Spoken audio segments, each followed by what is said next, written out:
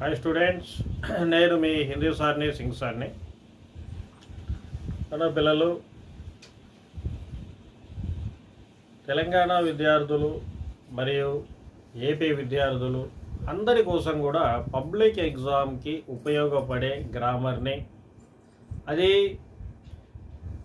చాలా ముఖ్యమైన విషయాలు, ఒక్కొక్క గ్రామర్ పాయింట్ నుంచి ముఖ్యమైన విషయాల్ని చాలా తక్కువ సమయంలో ఎక్కువ వ్యాకరణం గురించి తెలుసుకునేందుకు గాను 20కి 20 మార్కులు సంపాదించడానికి తేలికైన మార్గం ఏది అని తెలుసుకోవడానికి మీకోసం ఈరోజు ఈ గ్రామర్కి సంబంధించిన వీడియోని తీసుకురావడం జరిగింది. పిల్లలు ముఖ్యంగా చెప్పే విషయం ఏంటంటే, మీకు ఇలాంటి వీడియోలు ఇంకా మరిన్ని కావాలి, నేను చెప్పే ఈ వీడియోలు మీకు నచ్చుతున్నాయి అంటే తప్పనిసరిగా లైక్ చేయండి. మీ ఫ్రెండ్స్కి, మీ రిలేటివ్స్కి, మీకు తెలిసిన వారికి షేర్ చేయండి, సబ్స్క్రైబ్ చేయండి. ఇంకా ఇంకెంతో మరింత ఉత్సాహంతో మీకోసం ఇంకెన్నో వీడియోలు చేసే ఎనర్జీ నాలో వస్తుంది. ఓకే, రేపు ఉదయం రాయబోయే పబ్లిక్ ఎగ్జామ్ కోసం చూడండి నాన్న. మనకి ఈ విధంగా పర్యాయ శబ్ద, విలోమ శబ్ద, ఉపసర్గ, शुद्धवर्तनी, पुनरुक्ति शब्द, बेमेल शब्द, अर्ध, मुहावरे का भाव, एक शब्द में तत्सम शब्द, वाक्य रचना, काल पहचानना, एकवचन, समास, संधि, शुद्ध वाक्य, शब्दभेद, कारक, लिंग, वचन అని 20 గ్రామర్ పాయింట్లు 20 మార్కులకి ఇవ్వడం జరుగుతుందన్నమాట. మరి ఏంటి, ఏ అంశం ఎక్కడి నుంచి చదవాలి, ఎలా చదవాలి అని ఫస్ట్ మనం మాట్లాడదాం. పర్యాయ శబ్ద. అలా పర్యాయ శబ్ద అంటే సినానిమ్స్, మీనింగే. పర్యాయ శబ్ద అన్న మీనింగే. దీన్ని 1 నుండి 12 పాఠాలలో ప్రతి పాఠము వెనక భాషాకి బాత్ అని ఉంటుంది. ఆ భాషాకి బాత్ దగ్గర పర్యాయవాచి శబ్ద అని చెప్పి అక్కడ పర్యాయ పదాలు ఉంటాయి. పర్యాయ శబ్ద, విలోమ శబ్ద, ఈ రెండింటినీ కూడా అక్కడి నుంచి చదువుకోండి. ఎందుకంటే as it is opposite word, విలోమ శబ్ద ఆపోజిట్ వర్డ్ అంటే ఆపోజిట్ వర్డే. మీకు ఇంకా చాలా ఈజీ అయిన మార్గం ఏమిటంటే అంటే 4 ఆప్షన్స్ ఇవ్వడం జరుగుతుంది. వాటిలో కరెక్ట్ ఆప్షన్ని మనం సెలెక్ట్ చేసుకొని ఏ అయితే ఏ, బి అయితే బి, సి అయితే సి, డి అయితే డి బ్రాకెట్లో రాయవలసి ఉంటుందన్నమాట. కాబట్టి పర్యాయవాచి శబ్ద అయినా విలోమ శబ్ద అయినా వీటికి మనం చేయాల్సింది ఏంటి, భాషాకి బాతులో చదువుకోవాలి. లెసన్ టెక్స్ట్ బుక్ భాషాకి బాత్ చదువుకోవాలి. థర్డ్ వన్ ఉపసర్గ. ఉపసర్గ అంటే ఏంటి నాన్న? ఉపసర్గ అంటే ఉదాహరణకి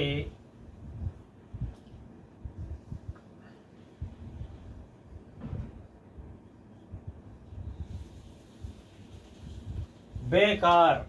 బేకార్ అని 1 వర్డ్ రాశాను. ఉపసర్గ అంటే ఏదైనా ఒక పదం ఆల్రెడీ అక్కడ ఉండి ఆ పదం ముందర ఒక ఒత్తు కానీ, ఒక అక్షరం కానీ, ఒక పదం కానీ చేరి దాని అర్థాన్ని మార్చినట్లయితే ఎవరైతే కొత్తగా వచ్చి చేరారో వారిని ఉపసర్గ అంటారు. ఇక్కడ చూడండి, ఇంతకుముందు ఆల్రెడీ కార్ అనే వర్డ్ ఉండింది. కార్ అంటే కారే, వాహనం, వెహికల్. కారు ముందర బే అనే వర్డ్ వచ్చి చేరి అది బేకార్గా మారింది. అంటే ఇక్కడ కొత్తగా చేరిన అక్షరం ఏంటి, బే అనేది. కాబట్టి ఇలా కొత్తగా వచ్చిన అక్షరాన్ని ఉపసర్గ అంటారు. దీన్ని మీరు గుర్తుపెట్టుకోవాలి. ఉపసర్గ అంటే మీనింగ్ఫుల్ వర్డ్ ముందర చేరిన అక్షరం లేదా పదం. పదం ముందర చేరిన అక్షరం గుర్తుపెట్టుకోండి, అది ఉపసర్గ. కింద ఉన్న ఆప్షన్స్లో దాన్ని ఎత్తుక్కోండి, ఇది ఉపసర్గ. అలా నెక్స్ట్ వన్ శుద్ధ వర్తని. వర్తని అంటే ఏంటి? స్పెల్లింగ్స్. వర్తని అంటే స్పెల్లింగ్స్. శుద్ధ వర్తని అంటే కరెక్ట్ స్పెల్లింగ్. 4 ఆప్షన్స్ ఇవ్వబడతాయి. 4 ఆప్షన్స్ ఇవ్వబడతాయి.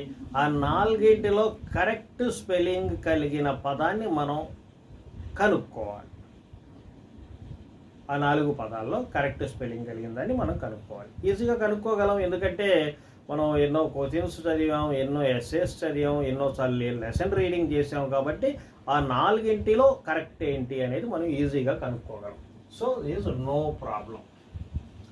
పునరుక్తి శబ్ద్. నెక్స్ట్ వన్ పునరుక్తి శబ్ద్. 5వది ఏంటి? పునరుక్తి శబ్ద్. పునరుక్తి శబ్ద్ అంటే పునర్. పునర్ అంటే మళ్ళీ, ఉక్తి అంటే వర్డ్, మాట, శబ్ద్ పదం అంటే మళ్ళీ ఉచ్చరించబడే పదం. అంటే సేమ్ వర్డ్ రిపీటెడ్ 2 times అని అర్థం. ఇప్పుడు చూడండి, కన్న, కన్న, పల్, పల్,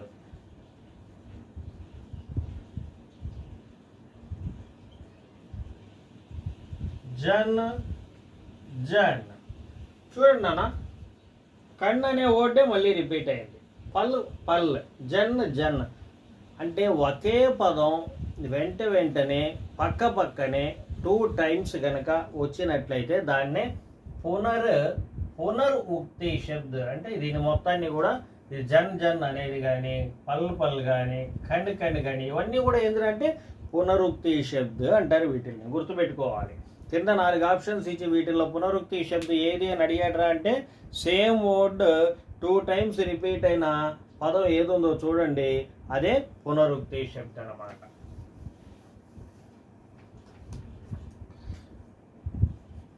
సిక్స్త్ వన్ బేమేల్ శబ్ద్. బేమేల్ శబ్ద్ అంటే ఇక్కడ ఏ లేదు నాన్న, ఇక్కడ కూడా 4 ఆప్షన్స్లో 4 ఇవ్వడం జరుగుతుంది. 3 వచ్చి ఒక జాతికి చెందినవి అయితే, ఒకటి వచ్చేసి డిఫరెంట్ అయి ఉంటుంది. ఉదాహరణకి చూడండి, నేను ఇక్కడ ఇస్తున్నాను ఏ బి సి డి. పేడ్, నది,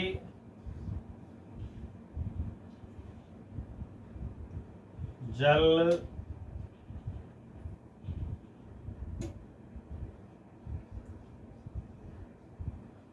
ఆకాష్ అని 4 రాశాను. పేడ్, నది, జల్, ఆకాష్ అని 4 రాశాను నాన్న. ఈ 4టిలో బేమేల్ అంటే ఈ 4టిలో కాస్త డిఫరెంట్ వర్డ్ ఏంటి? పేడ్ భూమి మీద ఉంటుంది, నది భూమి మీద ఉంటుంది, జల్ భూమి మీదనే ఉంటుంది, కానీ ఆకాశం మాత్రం పైన ఉంటుంది. సో ఈ ఆకాశ్ అనేది బేమేల్ శబ్ద్ అన్నమాట. అలాగే ఇక్కడ చూడండి, ఈసారి ఏం రాస్తాను? కవ్వా, కబూతర్,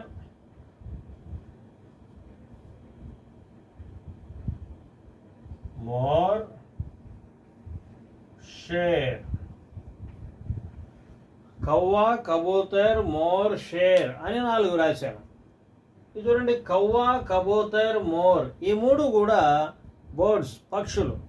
షేర్ అంటే యానిమల్, సింహం. సో ఇక్కడ బేమేల్ శబ్దం షేర్ అన్నమాట.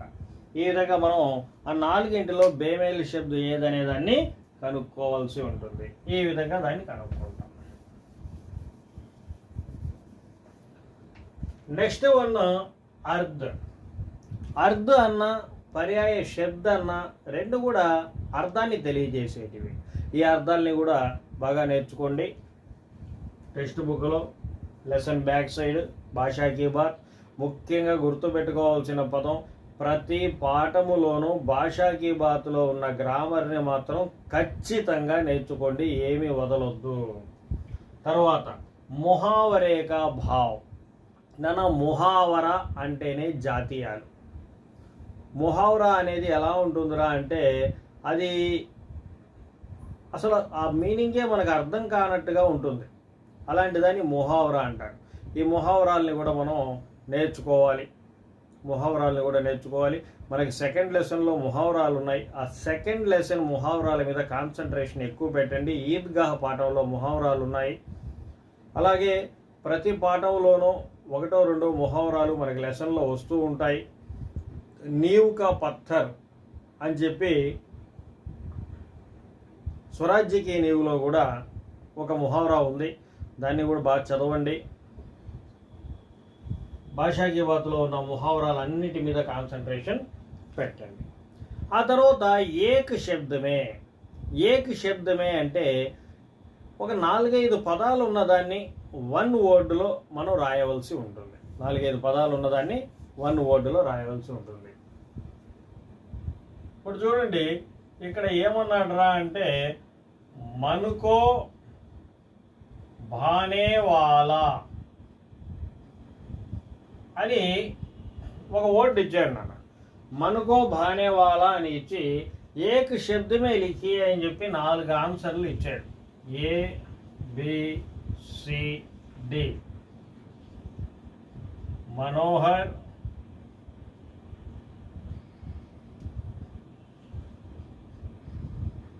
మనుభావన్, మనోరంజన్,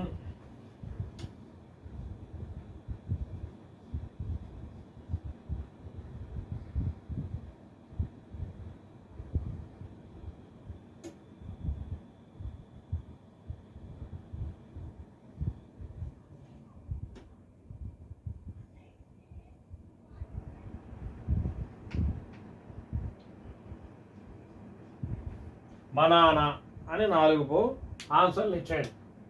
ఈ 4 కరెక్ట్ ఆన్సర్ ఏంటి అనేది మనం చూడాలి. ఒక్కటే ఇలా ఇచ్చినప్పుడు 1 వర్డ్ ఆన్సర్ ఎలా అని మీరేం బాధపడాల్సిన అవసరం లేదు. ఈ 4 గమనించండి. ఇక్కడ ఉన్న పదాలు దీంట్లో ఎక్కడెక్కడ కనిపిస్తున్నాయి. మన్ను కనిపించింది కదా, అన్నిట్లో కనిపిస్తుంది మన్ను. ఓకే. కో, భాన, హర్, భావన, రజన, నా. ఇక్కడ ఉంది బా. కాబట్టి సెలెక్ట్ చేసుకోవచ్చు.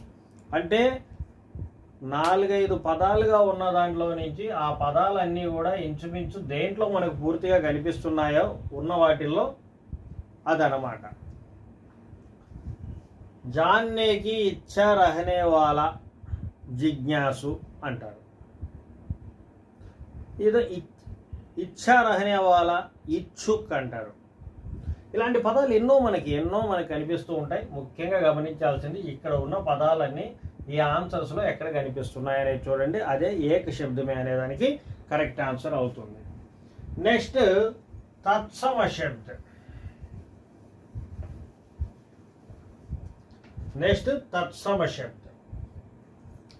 తత్సమ శబ్ద అంటే నాన్న తత్ సమాన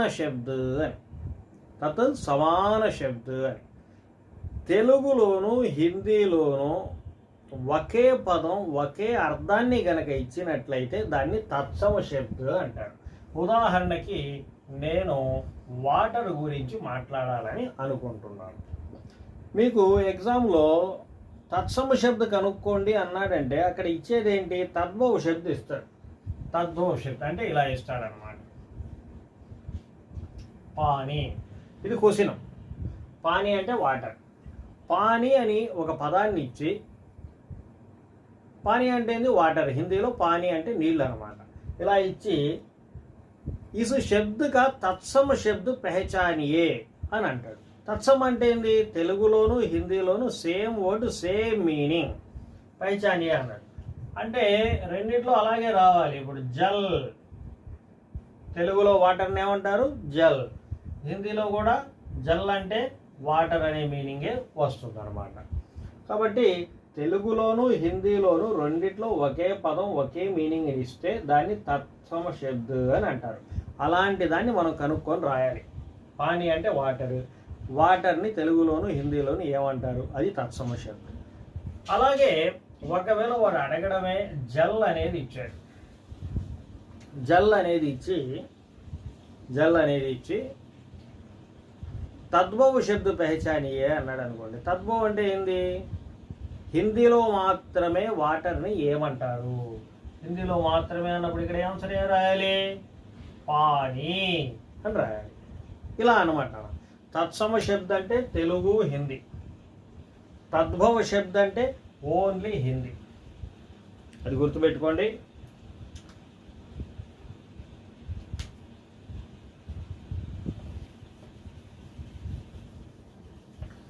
నెక్స్ట్ వన్ వాక్య రచన.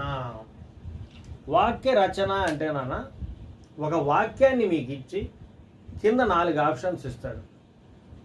రచనకి దృష్టి సే కైసా వాక్య హై అని అంటాడు. అంటే ఇది సరళ వాక్య, సంయుక్త వాక్య, మిశ్రిత వాక్య అని. ఉదాహరణకి మనం ఒక వాక్యాన్ని ఇక్కడ రాద్దాం.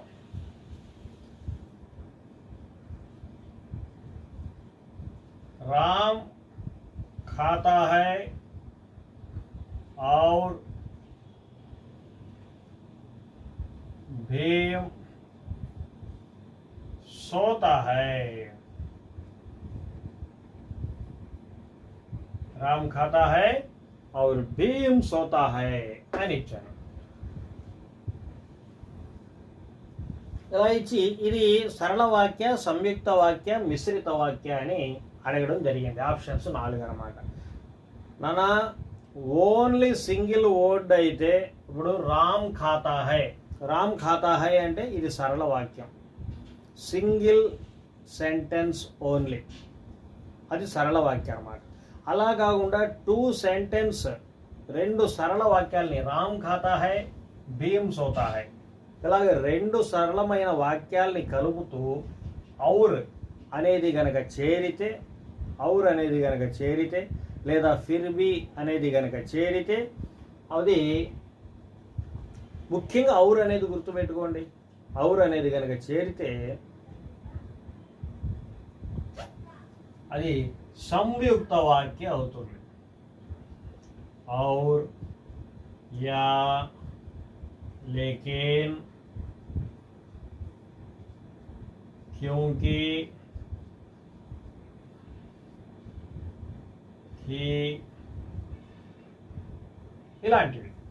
ఇలాంటివన్నీ కూడా సరళ వాక్య అంటే ఓన్లీ సింగిల్ సెంటెన్స్, సంయుక్త వాక్య అంటే ఉదాహరణకు ఔర్, యా, లేకిన్, క్యూంకి, కి ఇలాంటివి 2 వాక్యాల మధ్యలో ఇవి గనక ఉంటే అది సంయుక్త వాక్య అవుతుంది.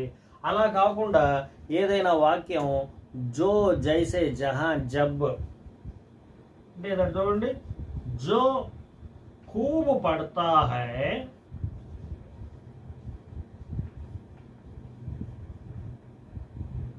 वो फल पाता है. जो खूब पढ़ता है वो फल पाता है. ఓన్లీ సింగిల్ సెంటెన్స్ సరళ వాక్యం. 2 సరళ వాక్యాల మధ్యలో ఔర్, యా, లేకిన్, క్యూంకి, కి ఇలాంటివి కనుకుంటే అది సంయుక్త వాక్యం. అలా కాకుండా 2 వాక్యాల మధ్యలో కామా ఉండి మొదటి వాక్యం మొదల్లో జో లేదా జైసే, జబ్, జహా, జితనా ఇలాంటి పదాలు గనక ఉంటే అది మిశ్రిత వాక్య అవుతుంది. దీన్ని గుర్తుపెట్టుకోవాలి.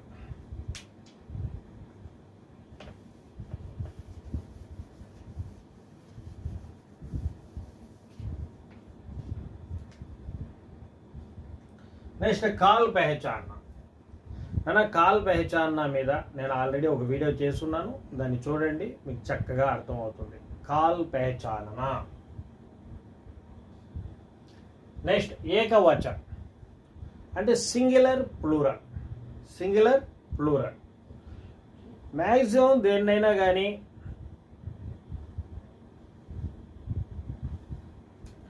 ఏదైనా ఆతో గనక మొదలైతే ఏ పదమైనా ఆ, ఈ,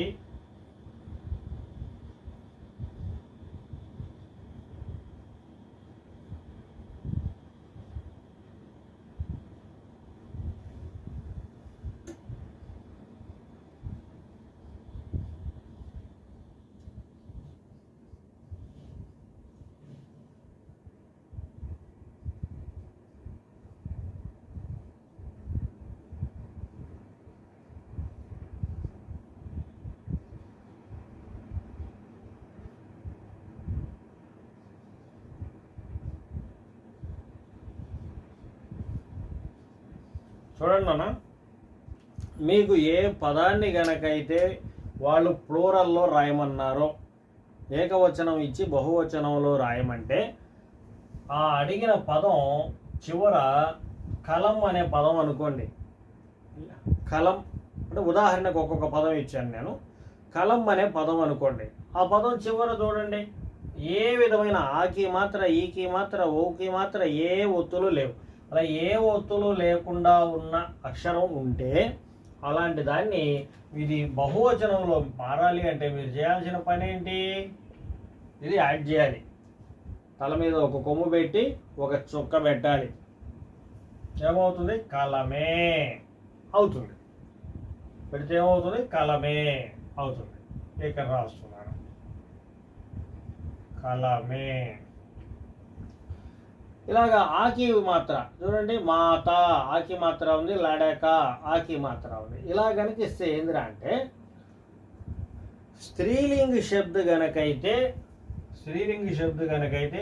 ఏం పెట్టండి. పుంలింగ శబ్ద గనకైతే తల మీద కొమ్ము మాత్రమే పెట్టండి. మాత అనేది స్త్రీలింగ శబ్ద కదా, అందుకే ఏం అని పెట్టా. లడక అనేది పుంలింగ శబ్ద కదా, తల మీద కొమ్ము మాత్రమే పెట్టా. అలా పెడితే ఏమవుతుంది? మాత అనేది మాతాయే, లడక అనేది లడకే. అలాగే లడకి ఏదైనా పదం ఈకి మాత్రతో, అది లోపలికి ఉంటే ఈ అవుతుంది, బయటకు ఉంటే ఈ అవుతుంది. ఈకి మాత్రతో కనుక ఎండై ఉంటే అది బహువచనంలో మారాలంటే ఆ ఈకి మాత్రాన్ని లోపలికి మార్చి యా అని పెట్టండి. అప్పుడు అది అవుతుంది లడకియా.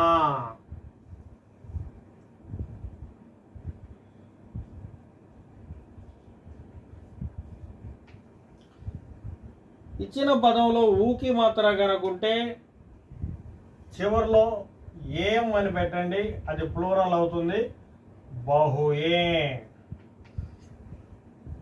ఇచ్చిన పదంలో చివర అంటే ఆకి మాత్ర ఉందనగానే మరీ అంత ఫాస్ట్ అయిపోకూడదు. మనం ఆకి మాత్ర ముందర యా ఉందా లేదా అనేది ఒకసారి చూడండి. ఇలా యా గనక ఉంటే ఇది ప్లూరల్లో మారాలి అంటే తల మీద ఒక అర్ధచంద్రాకారం పెట్టండి.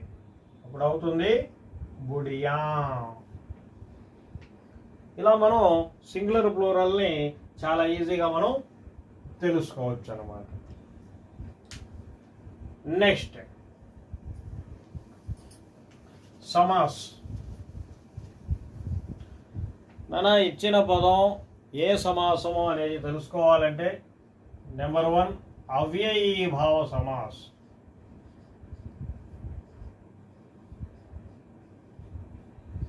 అవ్యయీభావ సమాస్. అవ్యయీభావ సమాస్ అంటే పునరుక్తి శబ్ద కనుకుంటే, ఇందాకే మాట్లాడాం పునరుక్తి శబ్ద అంటే ఏంటి అనేది. కన్నె కన్నె, జన జన, పల్లు పల్లు ఇలాంటి పదాలు ఉంటే అది అవ్యయీభావ సమాస్ అవుతుంది. నెంబర్ 2 తత్పురుష సమాస్. తత్పురుష సమాస్ అంటే రెండు పదాల మధ్య, అసలు సమాసము అంటేనే ఏంటి? పూర్వపదము. దీన్ని చెప్పాలరా అంటే మీకేందిరా అంటే మొదటి పదము రెండవ పదము అని చెప్తే కరెక్ట్గా అర్థమవుతుంది. మొదటి పదము రెండవ పదము, ఈ రెండు పదాల మధ్యలో విభక్తి ప్రత్యయాలు మిస్ అయి ఉంటాయి. అంటే ఏంటి? ఇప్పుడు భారత్ వాసి,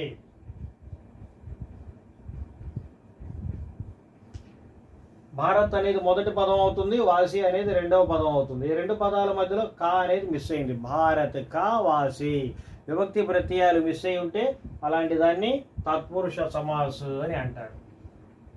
ద్వంద్వ సమాస్. ద్వంద్వ సమాస్ అంటే మొదటి పదము రెండవ పదము రెండు కూడా సమానమైన బలాన్ని గనక కలిగి ఉంటే, అంటే ఏంటి? అమ్మ నాన్న అంటే మాత పిత, మాత ఔర్ పిత అనొచ్చు అనమాట.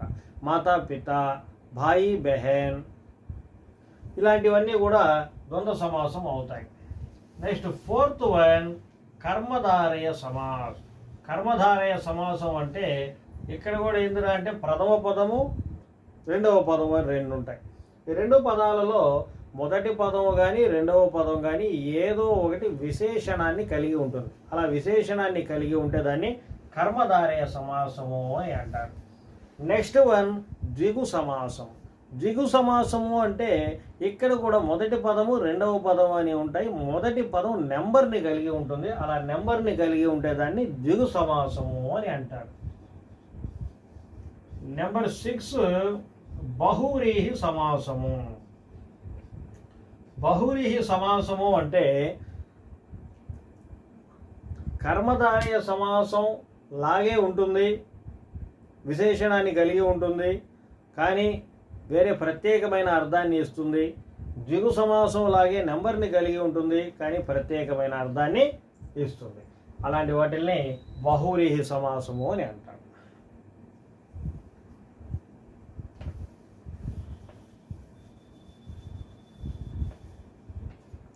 అలాగే సంధి విచ్ఛేద్. సంధి విచ్ఛేద్ అంటే ఇక్కడ సంధి పేరుతో అవసరం లేదు నాయన, మనకి సంధిని విడదీస్తే చాలు. కాబట్టి ఇవన్నీ సేమ్ టు సేమ్. తెలుగుని బాగా ప్రాక్టీస్ అయ్యారు కాబట్టి తెలుగులాగే ఉంటుంది. రెండుగా విడదీస్తే చాలు. వాటిని కొద్దిగా ప్రాక్టీస్ చేయండి. ఆ తర్వాత శుద్ధ వాక్య. శుద్ధ వాక్య అంటే మనం శుద్ధ వర్తని స్పెల్లింగ్ని తెలుసుకున్నాం. అలాగే శుద్ధ వాక్య అంటే వాక్యం మొత్తం కూడా కరెక్ట్గా ఉండాలి, గ్రామర్ పరంగా అయినా కానీ అన్నిటి పరంగా. అంటే ఏదైనా వాక్యం మైతో కనుక స్టార్ట్ అయిందనుకోండి, చివర వాక్యం ఎలాగా హూంతో ఎండ్ అవ్వాలి. తుమ్తో కనుక స్టార్ట్ అయ్యి ఉంటే హోతో ఎండ్ అవ్వాలి. యహతో కానీ వహతో కానీ ఎనీ సింగులర్ వర్డ్తో స్టార్ట్ అయితే అది హైతో ఎండ్ అవ్వాలి. అదే ఏ, వే, హమ్, ఆప్ అని ప్లూరల్ వర్డ్స్తో కనుక స్టార్ట్ అయితే హై అనే హెల్పింగ్ వెర్బ్తో అది ఎండ్ అవ్వాలి. పుంలింగ్తో కనుక స్టార్ట్ అయ్యి ఉంటే క్రియ దగ్గర కూడా చూసుకోవాలి నాన్న, క్రియ దగ్గర కూడా చూసుకోవాలి. దాని కర్త కనుక మేల్ అయితే క్రియ కూడా మేల్ లాగే ఉండాలి. లడక అన్నప్పుడు కర్త అని ఉండాలి, లడకే అయితే కరతే అని ఉండాలి, లడికి అయితే కర్తీ తీ అనేది ఉండాలి. అవన్నీ కూడా కరెక్ట్గా గుర్తుపెట్టుకోండి. శుద్ధవాక్య రెడీ అయిపోతుంది. శబ్దభేద్. శబ్దభేదికి సంబంధించి సంజ్ఞ, సర్వనాం, క్రియా విశేషణ్, క్రియా విశేషణ్, సంబంధ బోధక్, సముచ్చయ బోధక్, విస్మయాది బోధక్, ఈ 8 రకాల గురించి నేను 8 వీడియోలు చేస్తున్నాను. వాటిని చూసుకుంటే మీకు కరెక్ట్గా అర్థమైపోతుంది. కారక చిహ్నం, విభక్తి ప్రత్యయాలు. ఈ విభక్తి ప్రత్యయాల్ని మీరు చక్కగా మీనింగ్తో సహా తెలుసుకోవాలంటే 9th class Hindi text book 2nd లెసన్లో ఒకసారి చూడండి, మీకు మంచి ఐడియా దీని మీద వచ్చేస్తుంది. ఇకపోతే లింగ్, స్త్రీలింగ్, పుంలింగ్, వీటన్నిటిని కూడా భాషాకి బాతులు చదవాలి. ప్రశ్న. ఒక సెంటెన్స్ ఇచ్చినప్పుడు ఆ సెంటెన్స్ని క్వశ్చన్ లాగా నువ్వు ఎలా వాడతావు? ఇప్పుడు ఉదాహరణకి రామ్ ఫల్ ఖాతా హై అని అన్నాడు.